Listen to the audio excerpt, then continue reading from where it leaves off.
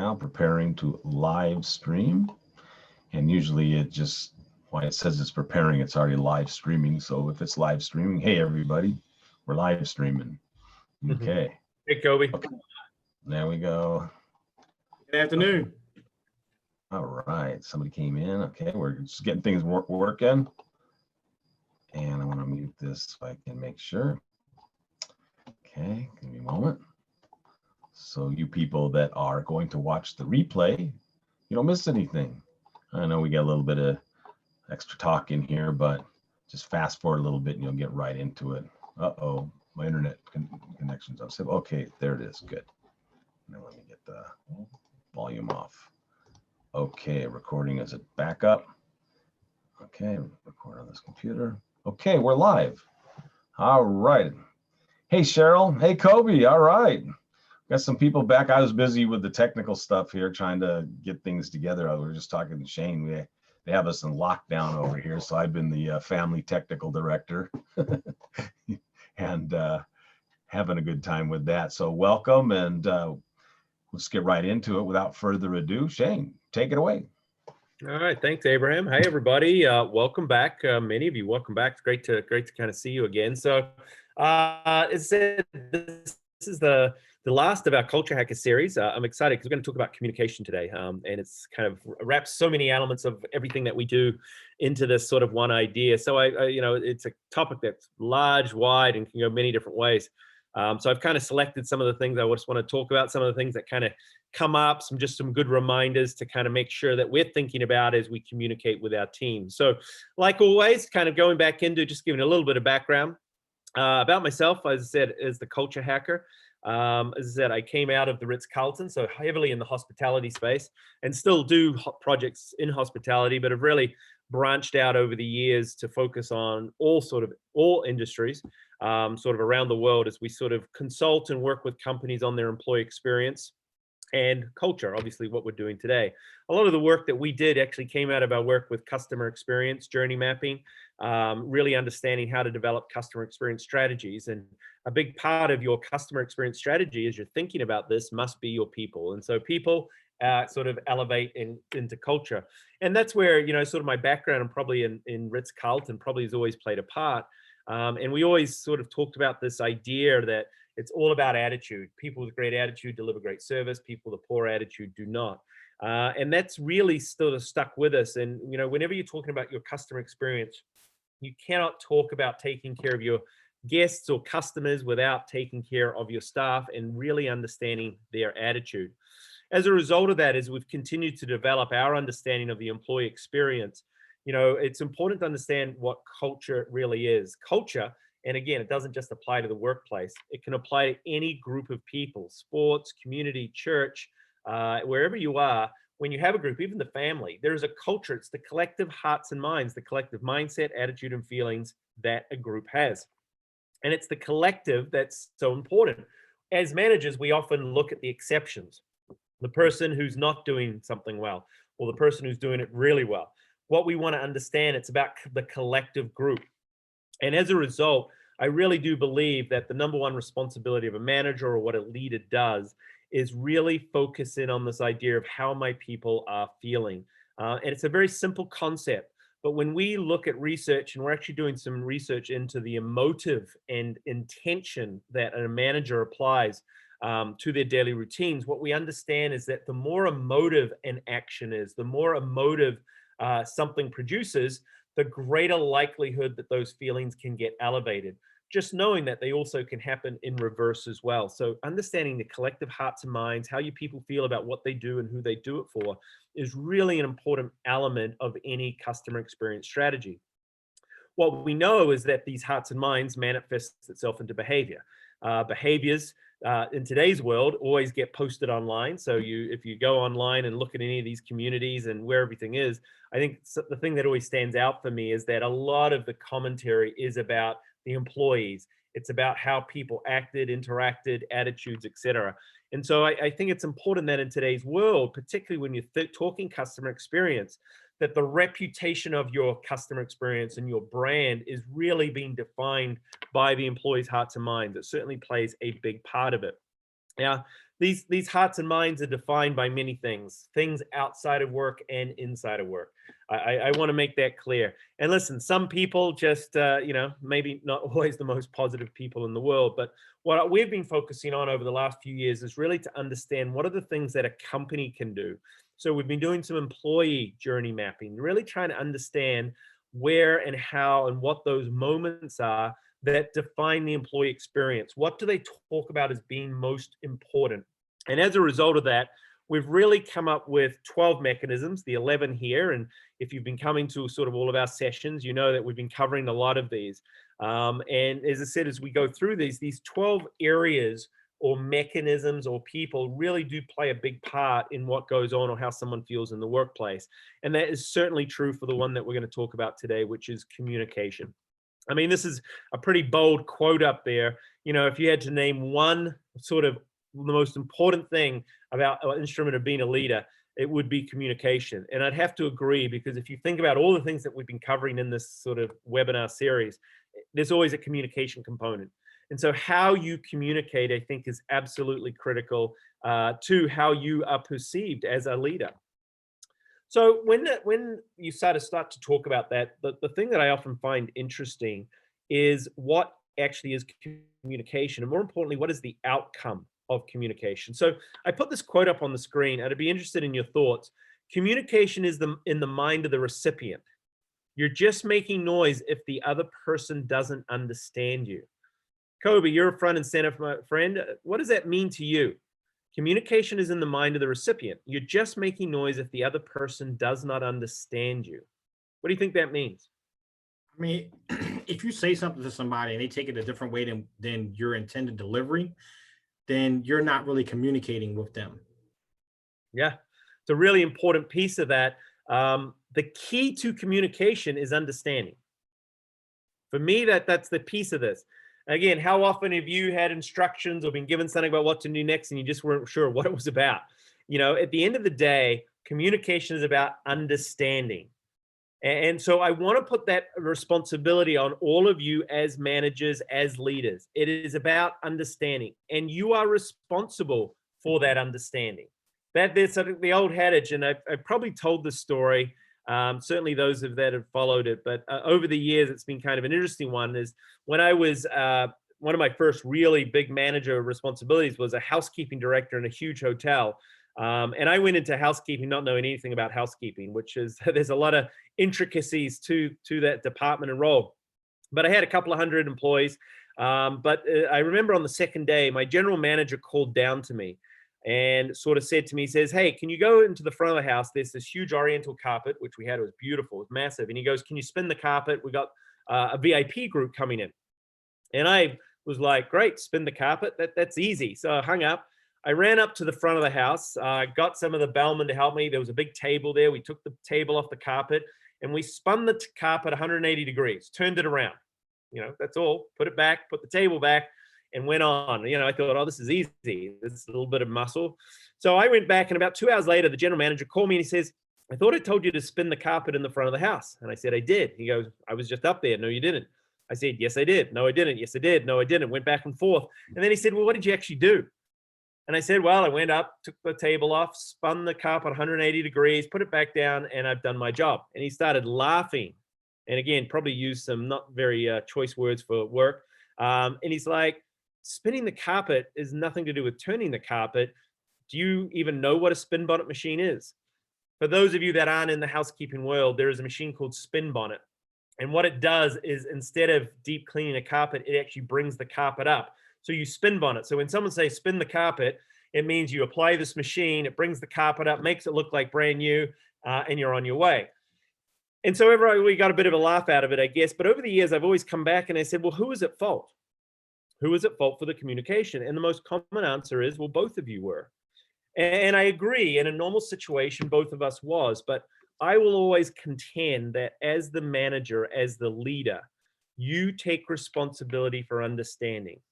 Don't just assume your people understand. And we'll talk about it a little bit more about this, because it's such an important mistake that many, many managers make. Now, before we get into sort of some of the real communication keys, those of you that joined me last week will know about this, is I want to talk about how people process information. Last week, we talked about it with regards to recognition, and we talked about the VAC model. Now, the VAC model is a very simplified, it's 40, 50 years old, but it's a very simple way to understand that people process information differently. Some are visual, some are auditory, some are kinesthetic.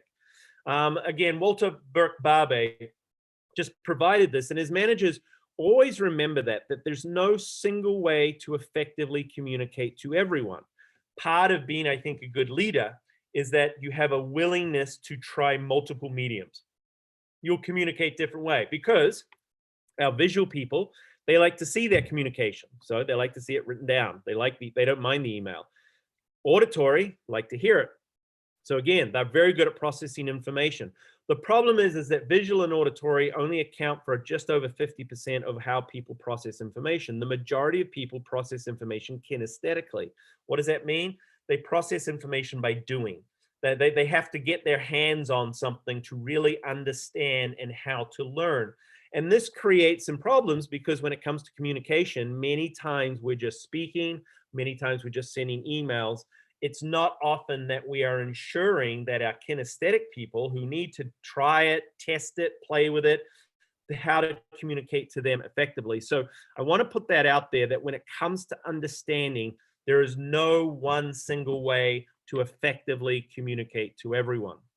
So what we're going to talk about is, I just kind of have put some different bits and pieces about how to ensure you communicate effectively when speaking, writing, a little bit about body language, listening. And I want to spend some time about meetings, because again, I often find that's one of the areas that we just don't do a good job in terms of running a good meeting or making an effective meeting when it comes to communication. I put this quote up here. If you haven't seen it before, I urge you to look at it.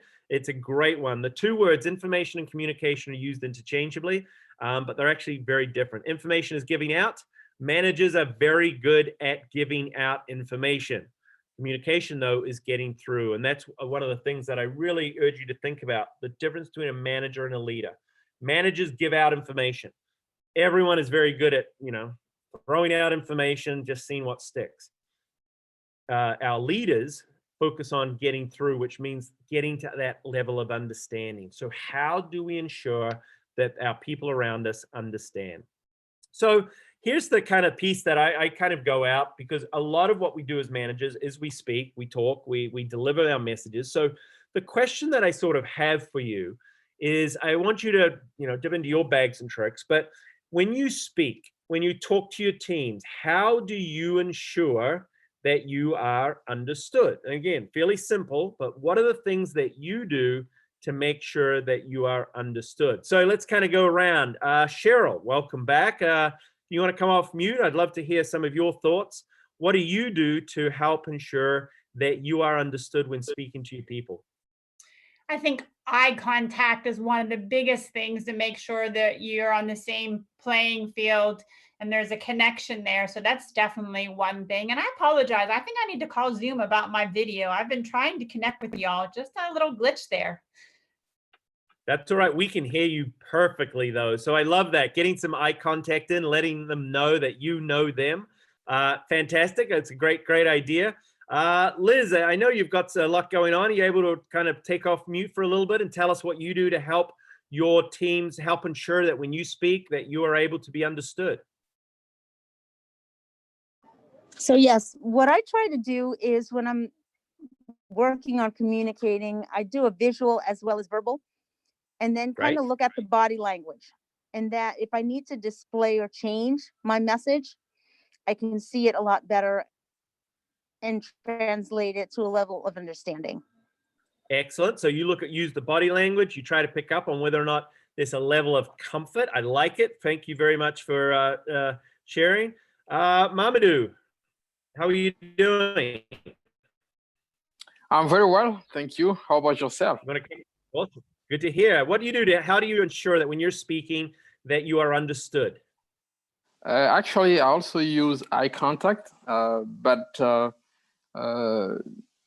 for the most part, if I'm not sure, I ask them actually if I'm being clear or if what I'm saying makes sense to them. I'm sorry. Awesome. Listen, I want you're like my perfect setup, man, because I wanted to talk about that one idea about asking it, because it is the most common thing that a manager will do. They'll say, hey, the number one thing, if you ask them, you know, there's a series of lines that if you said, all right, what are the lines that a manager always use? One of the most common ones is, do you understand? Did you understand what I said? Did you guys get it? It's like, it's a version of that. Now, again, I'm going to take you back into my housekeeping days. So I said I had a team of about 200. It was about 220. Of that, 200 English was not their first language, and I did not speak Spanish, or at least not in conversational, but certainly sort of understood it. So you had 220. We'd have meetings, you know, our daily lineups. There'd be 100, 150 people in space, and I would be talking. And again, remember, this is my first management job, and I would always sort of finish. I'm like, do you guys understand? And everyone would say yes and nod their heads. And I was like, oh, this is awesome. 150 people understand me. This is fantastic. And I'd walk away. My job is done.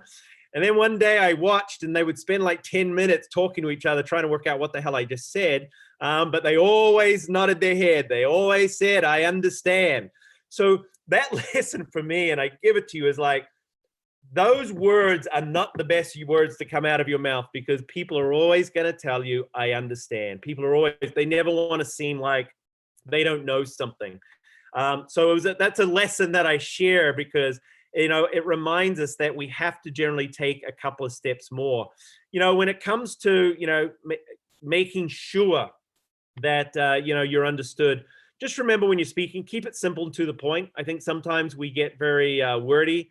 We beat around the bush a little, but, you know, get to the point is very important when you're trying to communicate something. One of the other areas to remember to make sure you're understood is timing and environment. When you speak and in the environment in which you speak, is it easy to listen to you? What are distractions are going on? I always remember to remind people, timing and environment is very key for people paying attention. As I already said, listen, check for understanding. The two pieces that I would say to you is, rather than just saying, hey, do you understand? The one I would say is, can you explain back to me, what are you going to do next? So that's generally a nice, easy one. It's like, all right, explain in your own words what you're going to do with that. I'm like, imagine that general manager. If he'd said that, I said, well, I'll go up, I'll spin it 180 degrees, and I'll put the table back down. We would have saved a lot of embarrassment and a lot of effort. So just ask that, or have them demonstrate. It's like, great, you guys are all set. I'm going to come and work alongside you, or I'm going to come and watch, and let me show you, or you will show me what it is that you're going to do with this information. So don't just rely on people nodding their head. Don't just rely on them saying yes. Make sure you take the extra step to ensure you're communicating effectively. And then Winston Churchill, the UK Prime Minister, remember, if you've got a point to make, you can't just say it once. You've got to say it again, again, again, and again. And what I often remind leaders is, when you are communicating, you got to stay on topic. You've got to stay, if it's important, you can't just say it once and think that everybody gets it. I often find that managers fall into this kind of belief that because they have a title, they can say things once and everybody understands them, and that's it, their job is done. You have to repeat over and over again. So please keep that in mind. You know, communication is something that when you have priorities, I often find when you have a priority for the week and you're communicating on a daily basis, make sure you have one or 2 points you go over and over, and so they hear you say it many times that week, not just once in that day and think your job is done. So remember, repetition is an important part of this idea of speaking. Okay, so what about the next idea? Body language. You've kind of brought this up a little bit in some of your answers, eye contact and that. I think it's important that we always remember that when we are communicating, particularly in person, that how we're communicating and body language plays a big part of that. Again, Albert Mehrabian, remember the rule of communication. Hopefully you've seen this before, 738-55. Remember those three numbers. What it says is 55% of the message comes from your body language when you are speaking. 55%. 38% comes from tone of voice. 7% comes from the actual words you use. That means that when you are speaking in person or on Zoom or wherever it is, remember your body language is communicating your belief in your message. So remember those numbers, 7, 38, 55. when you're speaking in front, we're in a very Zoom world. When you're standing in front or via technology, remember, 55% of what people are getting back from you are based on body language, what they're seeing. 38% tone of voice, that they sound engaged and interested. Only 7% from the words you actually use. So I think that's I find it's a really important when I'm communicating that my body language and everything else is there.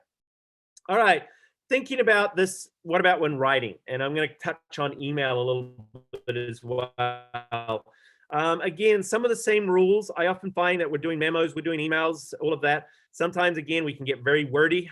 You probably know a couple of people that are excellent at writing these massive long emails with lots of information in it that again, most people, and remember younger people particularly, will turn off very quickly. They'll get through the first paragraph, work out if this is for them, and then move on.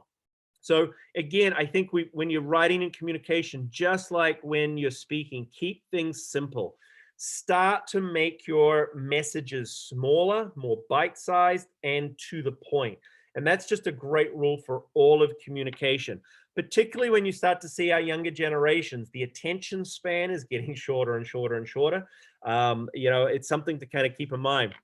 I had a conversation with my son a couple of weeks ago that, again, kind of really resonated. So I try, as any good parent, try to introduce my son. He's 12 now. And as you may or may not have heard, the ages of generally 12 through 16, but generally they say the age of 14, the music you listen to when you're 14 years old is the music that stays with you for the rest of your life. So it's kind of an interesting time, you know, in your childhood. So my son is 12, so I'm like, I've really tried over the years to introduce music and, you know, rock and just some of the things that I listen to, which I think is what real music and just all of that. So it's certainly my outdated version of the world, but we like to have this conversation about music. Anyway, I'll play a couple of songs. I say, hey, listen to this. What do you think? What did you like? Well, now he's at the point where he's got his own music taste. And so he'll play music back to me. Well, what do you think of this song? And so we have an interesting conversation. So we did this a couple of weeks ago. And then he's like, well, why don't I just play you the TikTok songs? And I was like, all right, well, I don't know, what's TikTok song? And again, obviously TikTok is a platform, but TikTok songs, there's, you know, the wave of musicians being created through TikTok is quite significant out there in the world. People are being found easier than any of the singing shows. So what was interesting is as he would play me this, so I'd play a song and it's like, hey, what'd you think? Then he'd play a song. When he played a song, it was about 20 seconds long. And I went to him, I said, well, why don't you just play the whole song? You know, I want to hear the whole song. He goes, why play the whole song? I'm just giving you the best part of the song, which is the chorus or the highlight. And that really reminded me, as these young people today, they're like, well, I don't need to listen to all 3 minutes. I want to listen to the best parts. I don't have that attention. So as they're coming through the ranks, remember that the propensity to listen to drawn out, long emails, long lectures, and all of that is really going by the wayside. They want to hear the best parts. They only want to hear the highlights. They only want to hear the chorus. Keep it simple, get you your point, and make sure it sticks. Remember also, when you are writing, grammatical errors, spelling, that shouldn't be an issue in today's world with, you know, spell check. But it's amazing. I still see memos and emails come out with all these spelling, grammatical errors. And again, I think it's to do now with, as we use our phones more, that again, it doesn't send a good message. Let's talk about, I want to talk about emailing just a little bit, because again, this is kind of an important one for me. And again, I want to put it out to you guys. You do a lot of emailing. If you want to communicate effectively with emails, what are some of the rules that, again, that you kind of think about that you've kind of found are as important when you're sending an email to someone? So let's kind of go, Cheryl, why don't you come off and give us one of your to-dos? How do you, when you're writing an email, any rules that you live by to make sure that you can send a message effectively? What are your thoughts? Well, I make sure that I've got myself a clear point to my audience, and I think about who my audience is. And I obviously check my email for spelling and grammatical errors before I say it. And it's very important, like I said, to make sure it's clear that I'm not missing information. And if I was the reader, I would like to make sure I'm understanding what I'm reading and not leave it open-ended. Awesome. You hit on some great points there. Let's see. Who else is out there? Kobe, you're there. You went off screen. Are you still listening in the background there? Got any thoughts about writing in a good email? What's the most important thing for you when you write an email? I try to make sure that I'm addressing just the point that I want them to focus on. So like if I'm sending an email about profit, I'm only going to talk about profit in email, and it's going to be as quick as humanly possible. But outside of that, I mean, I don't do a lot of extra in emails. Maybe the occasional graphic, something that pulls people back in. But generally, I mean, I try to keep it as quick and brief as possible. You might have hit on one of the most important rules. Keep it brief, to the point. That is a great point.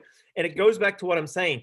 People that write long emails, I'm telling you, after the first sentence, you're like, wait up, is this important? Because we're processing so much so quickly these days, we have to get to the point. And that is why probably, if I can give you the most important thing when you write an email, the subject line is the most important line that you write. Of all the things, it is the most important line. Make the subject line clear about what it is that you have to say. It helps the processing of information. So I often find that we don't spend enough time on the subject line. It's the most important line you write. Don't be afraid. It can be a little longer than a couple of words. Make sure that the person receiving it understands the topic that you need to cover. And don't be afraid to put a little exclamation point on it if it's very, very important. What I don't want you to do is put an exclamation point on every one of your emails, because people will eventually start just blocking you out. So remember that the subject line is the most important line when writing an email. Obviously, email addresses, reply all, it's just basic etiquette that I urge you to kind of think about. And I always go, listen, if you have to have a important conversation, do it in person. Don't have those emails that it's about sensitive or giving people good or bad information or communication. Pick up the phone, call, Zoom, do whatever it is. The best thing that emails are used for is to share data and to reinforce a topic. If I have a conversation with you now, send you out an email after, I say, here are the important things I want you to remember. That's when an email is most effective. Unfortunately, we've shifted to make it our number one form of communication, and that's not what it was set up to be. It was set up to be, how do I transfer large amounts of data, research, large information? It's a backup. So still, I would urge you that when it comes to communicating effectively, calling, speaking, talking is still the best way to do it.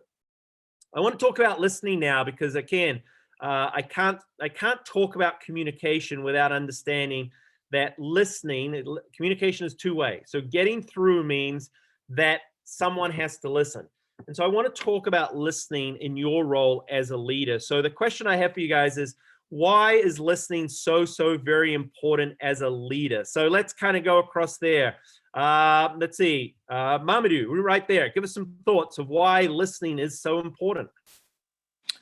Yeah, actually, in order for you to take care of somebody's needs, you have to first listen to the person. So it all starts with listening to me.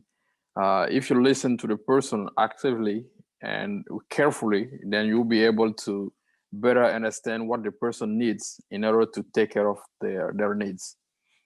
That was really perfectly said. That was, probably at the heart of it. You've probably heard the saying, listen to understand so you can be understood.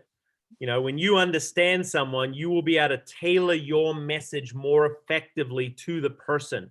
And so, keep it in mind, there's so many things there, when it comes to your ability to listen. One, in our research, when it comes to respect, when you start to sort of break down in an employee's mind, how does a manager show respect? The number one thing is they're willing to listen. And again, I would say that applies to pretty much every aspect of your life. So keep that in mind. It's the number one show of respect.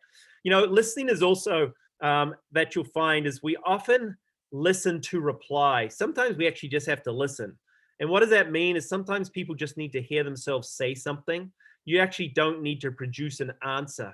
You need to let them come up with the answer, but they just need that sounding board. They want to be able to present it to someone. how many times have you actually talked, delivered a message, and in that process of delivering it to someone, the answer came to you? So this idea of self-discovery is important.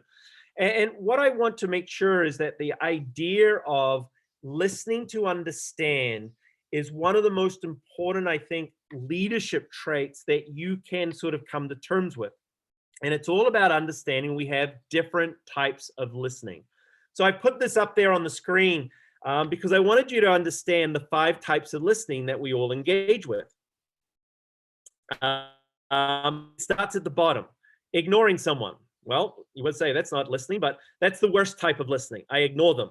One step up from that is pretend listening. Very, very common. If you've got children, they pretend listen to you all day long. This is when people are nodding their heads, but really thinking about what they're going to do next. So we all pretend listen. We block someone out, but the nodding of the head keeps people thinking that we're there. Selective listening. We only listen to what we want to listen to. So understand that as managers, because we're so busy, we often find ourselves in the selective listening, maybe even pretend listening. You have to be very careful. If an employee catches you selective or pretend listening, you're going to lose respect quickly. Again, we want to be sitting in the top 2. One is attentive listening, which means you're actively engaged in the listening process, but it's still not the highest form. The highest form of listening is empathetic listening. It's often called putting yourself in someone's shoes. And it's the hardest thing to do because it requires you to slow down and have time. And that is why this is the ultimate goal, that when you really want to be at the top of your game as a leader, it is about time. Everything is always about time. And I get it. It's the one thing we often don't have. But I want to make sure when a conversation is really important to you, the number one thing that you have to be willing to do is turn off all the distractions. In our research over the last few years, what has come out extremely clearly is that employees, one of their biggest frustrations and what they find very disrespectful is when a manager says they're listening, but they are doing this. They're on their phones, in their computers. And again, managers are extremely good at believing and saying that, don't worry, I can do many things at once. Don't worry, I am still listening. Don't worry, I've got it covered. I just have to do this email. I just have to check on this text.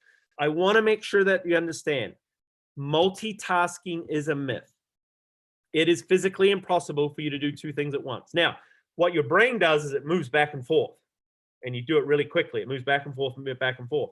What happens though is when it's moving back and forth, it doesn't always take in everything that's being said to it. I will tell you that is something, just whether it's in your personal life, in your employees' experience, please, when it comes to listening, put the technology to the side. Stop this kind of myth that I can do multiple things at once.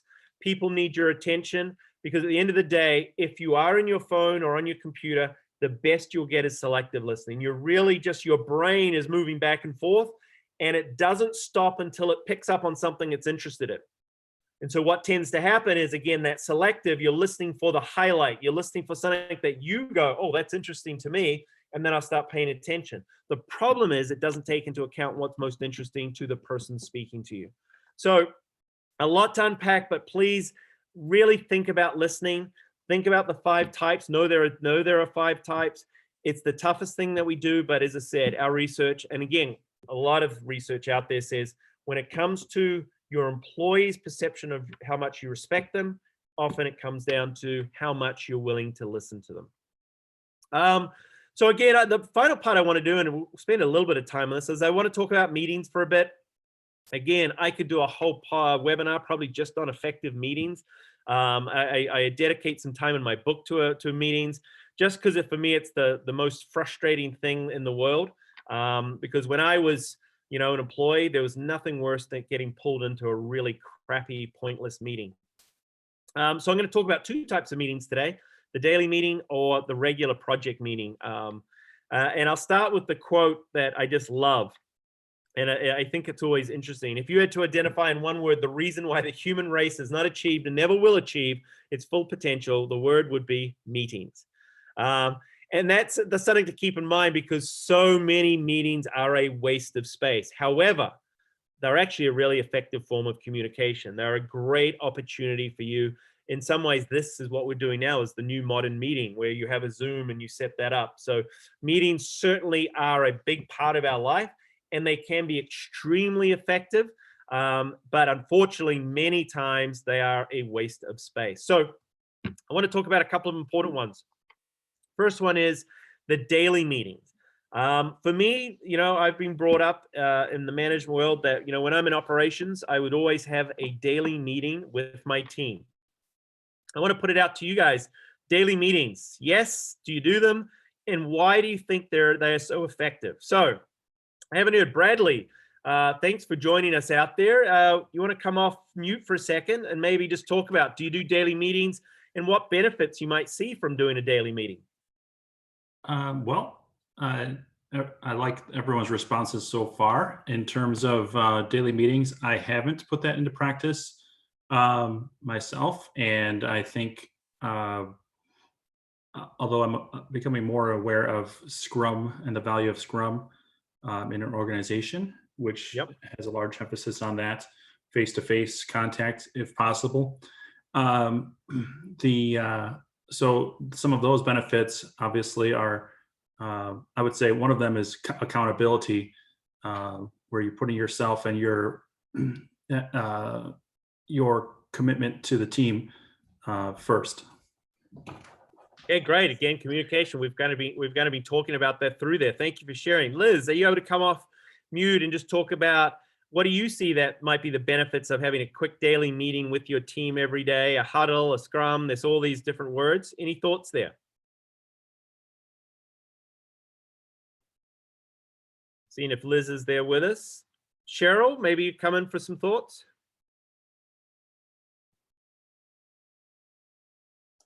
I think especially now when everyone is working from home, that daily meetings are a very good idea.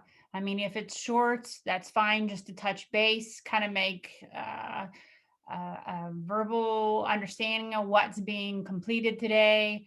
Maybe something that's a priority needs to be talked about early on. But I'm a very big fan of meetings daily, especially during this time. Yeah, great. Good point. Kobe, any thoughts from you, sir? Thoughts on the daily meeting? Any benefits that you might see from having a quick huddle or a meeting with your team every day?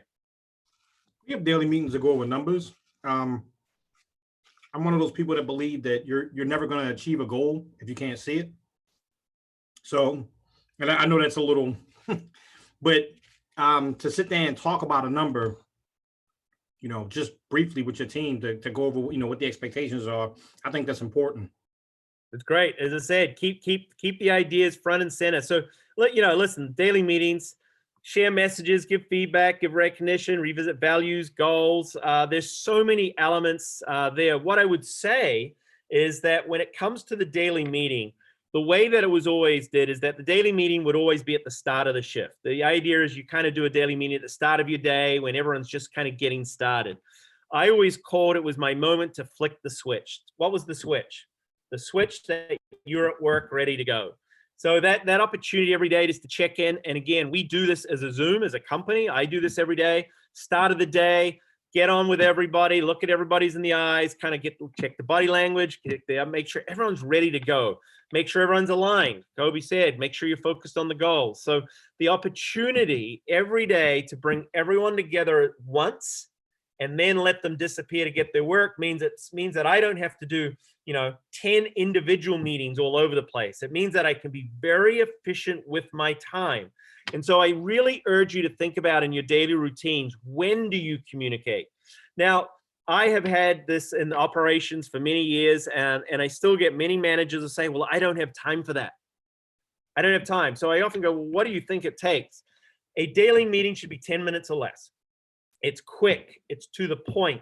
It's quick feedback. It's to give high fives. It's to get people fired up for the day. And I often say, if you haven't got 10 minutes to communicate with your team, then it's going to be really hard for you to convince me that you're being a leader. Because again, that opportunity to collectively meet, get some message, remind about the priorities in a very short and effective amount of time, for me, is probably one of the most important things that you do. So keep that in mind with your daily meetings. Now let's talk about, update meetings, project meetings. These are all the other meetings that might come across, because for me, what this often happens is that when it comes to more regular meetings, you've got to understand, why do I bring my people together? Why do I bring people together? Keep in mind, there's two main goals. I'm here to solve a problem, or I'm here to inform key stakeholders. I'm here to update. I'm here to solve a problem. I'm here to update. So with that in mind, you have to start going, well, what is the purpose of all these other meetings that we have going on? If you're not informing or keeping people up to date, if you're not focused on solving a problem or that, I go, well, what is the purpose of that meeting? What are some of the reasons have failed? So you've all been in these meetings. So what are some of the things that frustrate you, or that you go, gosh, that was just the worst meeting? Some of the things that that you go is like, this is why meetings are pointless. So let's kind of go around the world. Mamadou, do you want to start off? What do you think is one of those reasons that meetings don't always meet their goals? For me, actually, what happened is that there were a lot of talks, but no actions. So that was a big issue with regular meetings. We always met, and we always said the same things. We are supposed to do something before next week's meeting. We come next week and nothing has been done. So that was like a waste of time, actually. Great point, which means no one's following up after the meetings. There's no action plans, there's no due dates, and there's no recap of who's doing what before the next meeting. There's also a lack of accountability.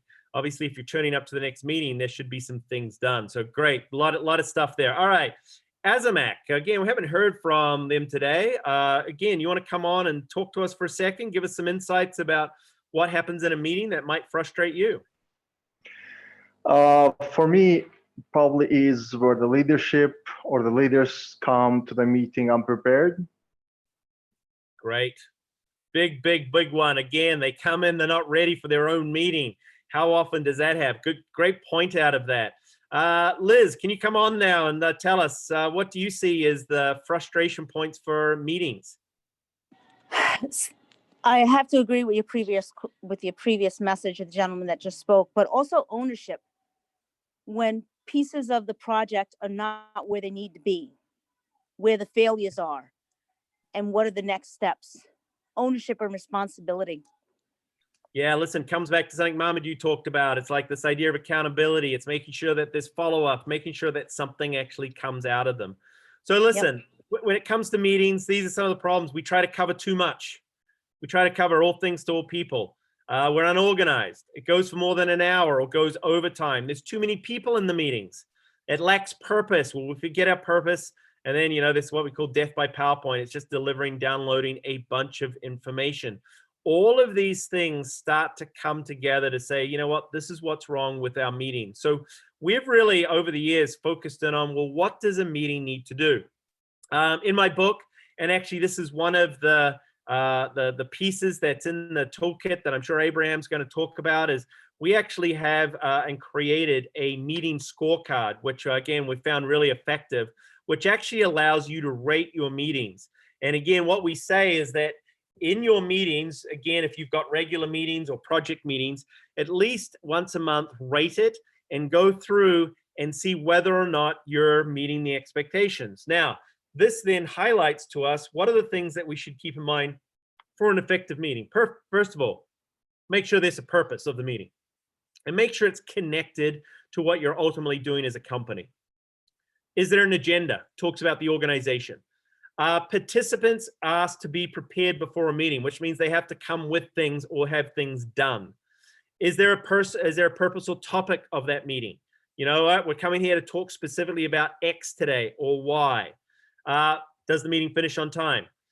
Fewer than 10 people. One of the things that I often find is there's just too many people in a meeting. Meetings have to have some interactivity.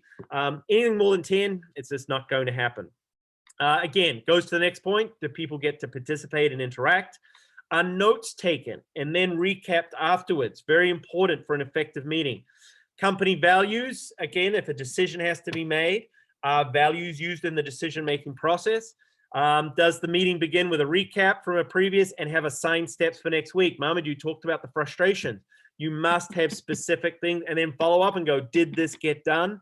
And again, do we evaluate it regularly? This scorecard, again, has been very effective that we've used and sort of developed and fine-tuned over the years.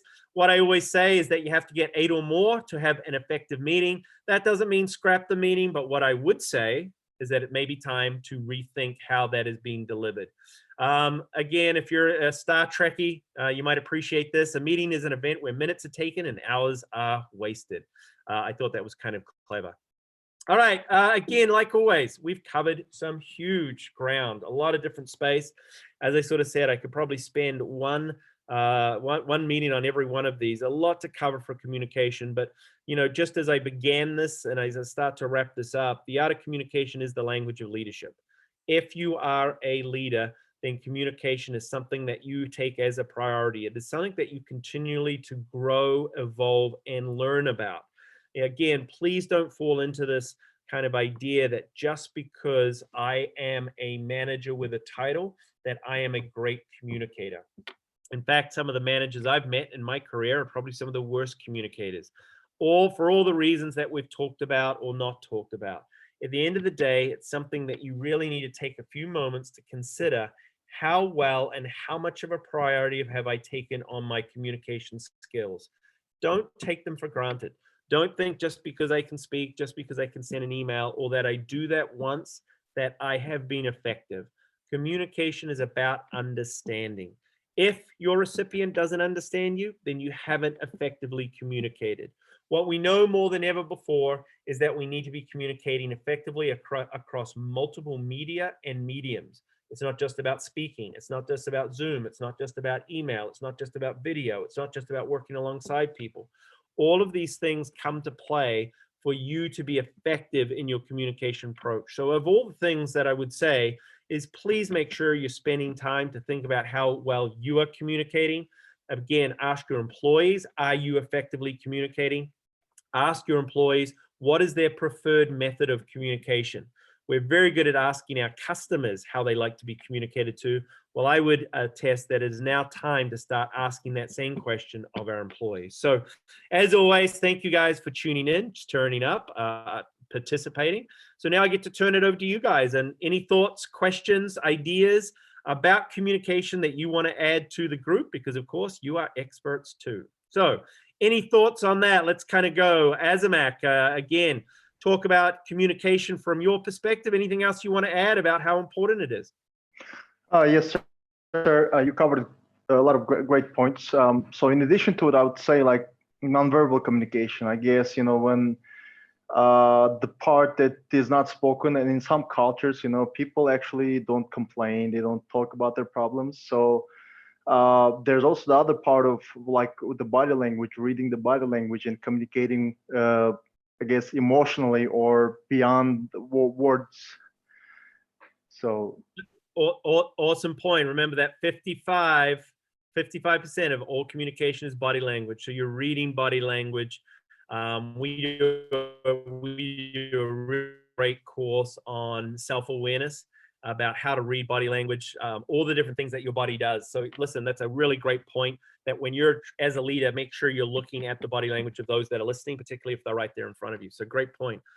Bradley, you want to, any thoughts on communication for the group before we wrap it up? I would just say, actually, I mean, really great points on verbal communications that I'm going to take. Written communication, I would say, is more of a stronger point for myself. One thing that I've found helpful when communicating via email is like, if I want a response from somebody, that I actually state that response in the email and not just hope that they're going to respond back to me at the end, you know, after like 2 minutes after the email or by a certain time. In that literally state what the time, if I want an email response, a verbal response, or a vote taken or something, that would be helpful to tell them exactly how I want that response. Great point. Where do you put that request? Because a lot of those happen at the end. I've actually seen some information or research that says that should be part of your opening line. It's like just to indicate, let them know right from the beginning that there is a reply required or expected from this email? Because it kind of sets them up to having to go through and read it.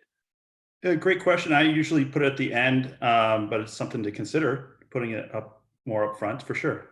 Yeah, just because, again, what we're learning is that particularly, and again, certain people are very quick. They really assess subject line. They look at the first line, and then they're making a decision of whether or not that's worthy of their time. So I would urge you to think about, or at least try it, put the expectation of the email right up front, and then that will allow them to pay more attention to it. So give it a go and let us know what happens. Will do. Thanks. Awesome. Thank you. Cheryl, any thoughts around communication? I think one of the important things is making sure there aren't any language barriers. I personally have witnessed that and experienced that, just breaking those doors down so that there's a common ground. That's another important topic to discuss when you're communicating. Yeah, as I said, in our multi-diverse world, again, communication is very important. That's why I think, one of the things I learned when I was with, multiple languages in the workplace is actually you got to keep your messages simple. Simple messages are more easily translatable. So again, translation certainly comes to a part. Make sure you understand in your business the informal leaders. Informal leaders were often the ones that were able to translate very easily between my English and the other languages there. And so what you wanted to make sure is that those people that were informally leading by playing that translation role, that you spend some time and make sure that you are effectively communicating to them, because they'd be responsible for passing that on to anyone else. So really great point that you made there, Cheryl. So thank you. Liz, anything there from you in the world before we wrap up about communication, something that we can learn from you? Well, I'm taking away quite a bit, so I appreciate the information that was provided and the feedback from those that participated.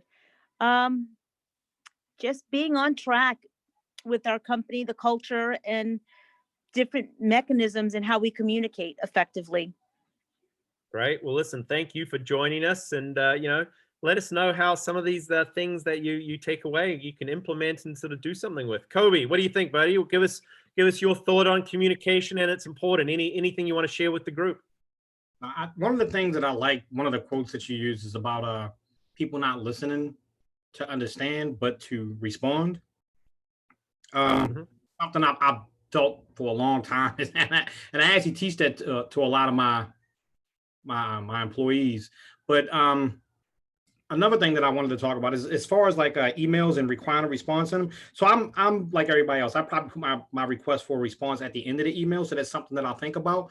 But one of the things that I do use, so I mean, obviously, it's gonna vary from format to format. But in Office, you can actually checkbox it so that a response is required, and I have a tendency to do that a lot. If I need a response from my team, that way they know that, hey, listen, this is something that and then if they don't respond to it, you'll get a reminder that they haven't actually responded to it. So sometimes we have to manage the things or inspect what we expect to make sure that, those things actually happen. So you can't always put it on, the people that you're requiring to do it. Sometimes you have to assume your own accountability for it. Take responsibility for the communication getting through. And I love it. You use the tools. You find your habit. That's a really great little habit and sort of idea that the group can think about. As I said, requiring those responses. What I always say with communication is be careful about requiring a response for everything or making every email a priority. I think that's one of the arts of being a good communicator, is knowing when you really need to turn it on and when it's for what the purpose is. So again, be really careful and selective, and be conscious of what you're asking of your team as you think about those responses and what you need them to do. So Kobe, great as always. Mamadou, anything there to add to the group before we wrap it up? Yeah, I think two things. The first one is never assume that people understand what you're saying. So always make sure that people understand. But as you said, by asking them, for example, to explain back to you what they have understood from what you said. The second thing is repetition. Always make sure that just you repeat, because naturally people tend to forget, and we have a lot of stuff going on in our own lives. So make sure you repeat the information that you want to communicate to your teams. Awesome. Thanks for recapping a couple of those great points. So listen, as always, everybody, as I said, we cover a lot of ground. Sometimes I feel bad we don't go deeper down into the rabbit hole of some of this stuff. But again, we certainly have different courses, different things. If you're interested or need some information, want to go deeper into something, we've got a lot of tips and tricks, as I sort of said, and information that we're happy to share with you. So as always, don't be afraid to reach out and to kind of communicate what you need from me or us. So thanks very much for tuning in.